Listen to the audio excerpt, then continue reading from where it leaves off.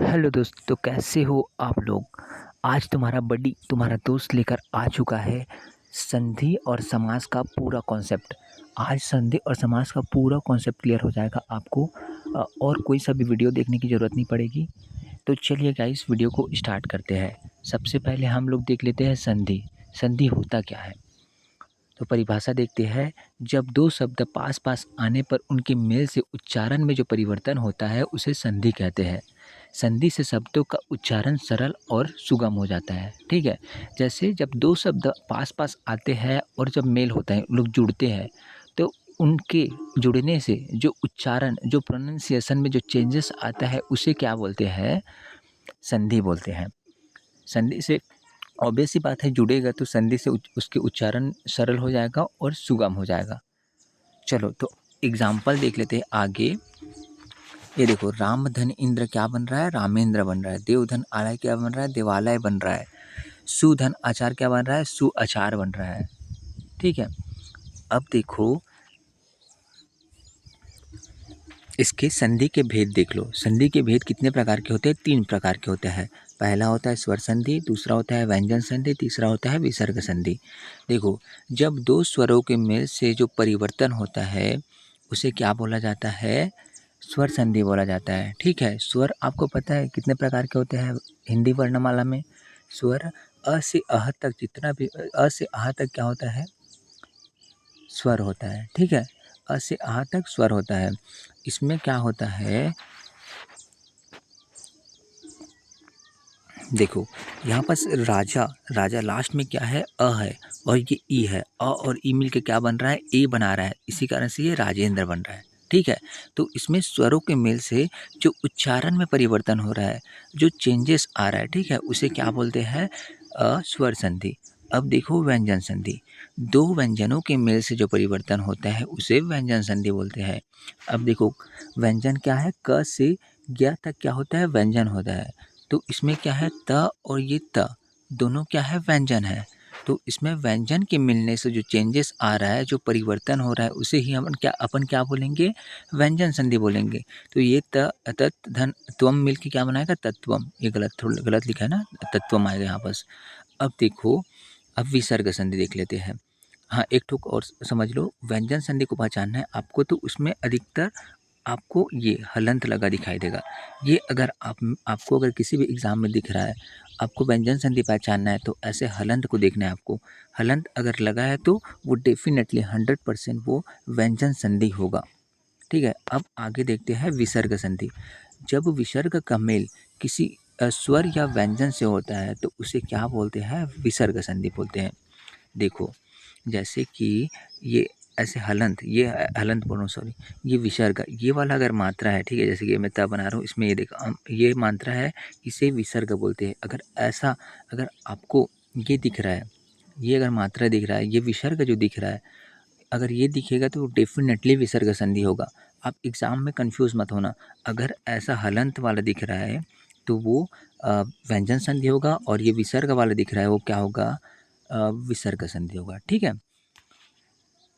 तो ये रही गाइस आपका संधि। अब हम देख लेते हैं समास। ठीक है।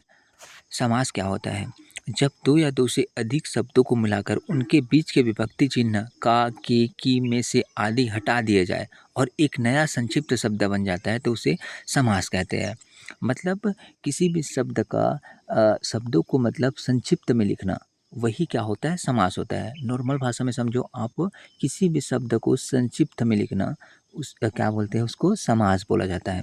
देखो, जैसे कि यहाँ पास है, ये देख, राजा का पुत्र। राजा का पुत्र बहुत लंबा है, लेकिन अपन उसको क्या बोलते थे, राजपुत्र बोल देते हैं। ठीक है। इसमें क्या संक्षिप्त में लिख रहे हैं हम लोग। नीला है कमल जो, नीला है जो कमल, ठीक है, नील कमल बोलते हैं इसको। गांव का प्रधान, ग्राम प्रधान बोल देते हैं। पानी में रहने वाला, जलचर बोलते हैं उसको। देवों का राजा, देवराज। देखो, ये मतलब छोटा रूप आ जा रहा है, उसका संक्षिप्त शब्द बन जा रहा है। ठीक है। ये क्या है, राजा का पुत्र, बहुत लंबा शब्द है। नीला है कमल जो कमल, ये बहुत लंबा है, जिसको अपन छोटे रूप में लिखना ही क्या कहलाता है, समास कहलाता है। समझ आया। अब समास के बारे में महत्वपूर्ण बातें देख लो। समास में बने हुए शब्द को समस्त पद कहते हैं। समस्त पद को अलग अलग करके जो अर्थ समझा जाता है उसे विग्रह कहा जाता है। ठीक है, इसे पढ़ लेना, ये मतलब नॉर्मल चीज़ है। समास करने से वाक्य छोटे और प्रभावशाली हो जाते हैं। समास मुख्यतः दो या अधिक शब्दों से मिलने से बनता है, ठीक है। समास का प्रयोग हमारे भाषा को संक्षिप्त और सुंदर बनाता है। अब इसके टाइप्स देख लो। समास कितने प्रकार के होते हैं? समास गाइस 6 प्रकार के होते हैं। यहाँ पास गलत एक ठुक नहीं लिखा है, यहाँ पर द्विगु रहेगा, ठीक है। एक ठुक रहेगा छठवा, यहाँ पास द्विगु लिख लेना ऐसे, द्विगु 6 वाला, 6 नंबर द्विगु आएगा। देखो पहला क्या है? अव्ययीभाव समास, तत्पुरुष समास, कर्मधारय समास, द्वंद्व समास, बहुब्रीहि समास और द्विगु समास, ठीक है। ये 6 टाइप होते हैं। छठवा क्या है यहाँ पर? द्विगु समास, द्विगु, ठीक है। अब इन टाइप्स को हम अच्छे से एक्सप्लेन करते हैं, ठीक है। एक एक करके मैं एक्सप्लेन करता हूँ, आपको पूरा क्लियर हो जाएगा। देखो अब देखो अव्ययीभाव समास, ये क्या होता है? जिस शब्द का पद का पहला पद अव्यय होता है, ठीक है। पहला पद क्या होता है? अव्यय होता है। जैसे अव्यय में क्या क्या है? ऊपरी, अधः, प्रति, बिना, सहित, यथा, तथा, पास, निकट, दूर, पूर्व, पश्चात आदि। ये सब ये क्या है? सब अव्यय है। हो और पूरा पद क्रिया विशेषण की तरह कार्य करे। ये क्या करता है? ये पूरा पद क्रिया की विशेषता बताने वाले शब्द की तरह कार्य करता है। तो उसे क्या बोलते हैं? अव्ययी भाव समास बोलते हैं, ठीक है। अगर आपको सामने में अगर ये सारे शब्द दिखाई दे रहा है, सामने में ये शब्द दिखाई दे रहा है, तो आप समझ जाना कि ये क्या है? अव्ययी भाव समास है, ठीक है। देखो यहाँ पर एग्जाम्पल देख लो। देखो यथाशक्ति, यथाशक्ति यहाँ पर यथा लगा है। उपरयुक्त में यहाँ ऊपरी लगा है, ठीक है। प्रतिदिन, प्रतिदिन में प्रति लगा है, प्रतिदिन। बिना बाद, ये बिना बाद। देखो यथा समय, यथा समय, अगर ये सब लगा है, ठीक है। यथा, तथा, बिना, प्रति, इसको याद रखना आप। अगर ये शब्द सामने में लगा है, ठीक है, तो ये अव्ययी भाव समास होगा। देखो अवयव के उदाहरण है ये सब, ये पूरे अवयव को आप याद कर लेना, ठीक है। अगर ये अवयव आपके समास में अगर सामने में आ रहा है, ठीक है, सामने में अगर आ रहा है, तो वो डेफिनेटली अवयव भाव समास होगा। अवयव भाव समास को पहचानने के लिए यही है, एक ट्रिक है कि अगर ये अवयव को अगर आप याद कर लिए, तो आपका अवयव भाव समास क्लियर हो जाएगा, ठीक है। अब देख लेते हैं तत्पुरुष समास। तत्पुरुष समास क्या होता है? जिस समास में दूसरा पद उत्तर पद प्रधान होता है, ठीक है। जिसमें क्या होता है? दूसरा पद प्रधान होता है और दोनों पदों के बीच कारक चिन्ह का लोप होता है, ठीक है। इसमें क्या होता है? दोनों पदों के मतलब बीच से कारक चिन्ह, मतलब जो विभक्ति लगा होता है, वो हट जाता है। उसे तत्पुरुष समास कहते हैं। जैसे कि देखो यहाँ पर है राजा का पुत्र है, ठीक है। राजा का पुत्र, यहाँ राजा का पुत्र है, इसमें हम का को हटा दे रहे हैं। का को, ये क्या है? विभक्ति है का, ये कारक चिन्ह है, जिसको हटा के अपन ये कहाँ क्या बन जा रहा है? राजकुमार बन जा रहा है, ठीक है। यहाँ पर क्या है? दूसरा पद समान है, तो इसमें राजा का कुमार, इसमें क्या है? कुमार जो है ये मतलब हम कुमार के बारे में बात कर रहे हैं, राजा का पुत्र, राजा का कुमार, ठीक है। तो कुमार क्या है? ये प्रधान पद है, ठीक है, ये प्रधान है। और ये राजा, राजा जो है वो प्रधान नहीं है, उप प्रधान है, गौण बोल सकते हो उसको, ठीक है। तो ये कुमार जो है प्रधान है। तो यहाँ पर क्या बोल रहे हैं? जिस समास में दूसरा पद प्रधान हो, ठीक है। अब गगनचुंबी, गगन को चूमने वाला, ठीक है। इसमें क्या है? विभक्ति को है, इसको को हटा दिए, इसको क्या बना दिया? गगनचुंबी बना दिया, ठीक है। अब यहाँ पर हस्त से लिखित, यहाँ पर से विभक्ति है, से लुप्त हो गया तो क्या बन गया? हस्तलिखित बन गया। यहाँ पर से देवों के लिए पूजा, देव के लिए पूजा, इसमें के लिए जो था ये विभक्ति था, यहाँ पर क्या हो गया? देव पूजा हो गया, ठीक है। इसी प्रकार से ऋण मुक्त, ऋण से मुक्त, यहाँ पर से क्या है? विभक्ति है, से को हटा दिया, क्या बन गया? ऋण मुक्त बन गया, ठीक है। यहाँ पर स्वर्ग प्राप्त है, स्वर्ग प्राप्त, अरे स्वर्ग को प्राप्त है, ठीक है। को हटा दिए तो क्या बन गया? स्वर्ग प्राप्त। यहाँ पर धर्मवीर है, धर्म में वीर को में क्या है? ये में विभक्ति है, इसमें क्या बन गया? धर्मवीर, ठीक है गाइस। ऐसा आपको वही समझना है कि इसमें जो दूसरा पद होता है वो प्रधान होता है और बीच से हम कारक चिन्ह को हटा देते हैं। कारक चिन्ह अर्थात विभक्ति का लोप होता है और एक छोटा संक्षिप्त शब्द बन जाता है, ठीक है। तत्पुरुष समास यही होता है, इसको आप याद कर लेना गाइस। चलो अब आगे बढ़ते हैं। द्विगु समास। द्विगु समास होता क्या है? जिस समास का पूर्व पद संख्यात्मक विशेषण हो और समस्त पद एक समूह का बोध कराए, उसे द्विगु समास कहते हैं, ठीक है। इसमें क्या है? अगर संख्यात्मक शब्द आ रहा है, अगर संख्या आ रहा है तो आपको समझ जाना है कि वो द्विगु समास है। जैसे कि इसके एग्जाम्पल से समझते हैं। मुख्य एग्जाम्पल देखो, चतुर्भुज।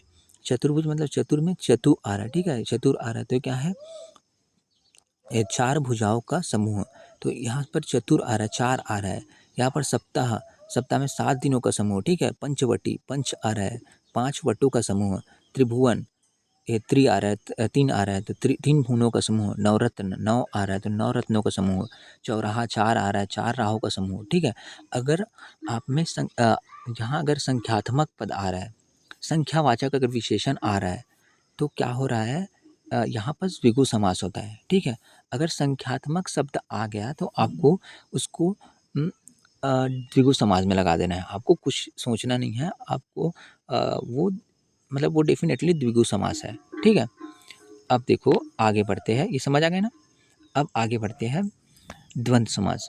द्वंद्व समास क्या होता है, जिस समास में दोनों पद प्रधान हो और उनके बीच और या अथवा आदि योजक शब्दों का लोप हो, उसे द्वंद्व समास कहते हैं, ठीक है। जैसे कि देखो, यहाँ पर है माता और पिता, ठीक है। अगर इसमें दोनों पद समान है, माता और पिता हमारे लिए सेम होता है, ठीक है, समान होता है। ये दोनों पद क्या है, प्रधान है। इसमें माता को प्रधान या पिता को प्रधान नहीं बोल सकते। यहाँ पर भाई और बहन को प्रधान, इसमें प्रधानता किसी को नहीं दे सकते। सुख और दुख, ये दोनों शब्द क्या है, प्रधान है। और इसके बीच अगर ये वाला योजक चिन्ह आ रहा है, और या अथवा, ये अगर आ रहा है तो क्या है, ये द्वंद्व समास है, ठीक है, इसको याद रखना। तो ये माता और पिता का क्या बन जा रहा है, माता पिता। भाई और बहन का भाई बहन। सुख या दुख का सुख दुख। दिन और रात का दिन रात, ठीक है। लाभ या हानि का लाभ हानि। पाप और पुण्य का पाप पुण्य, ठीक है।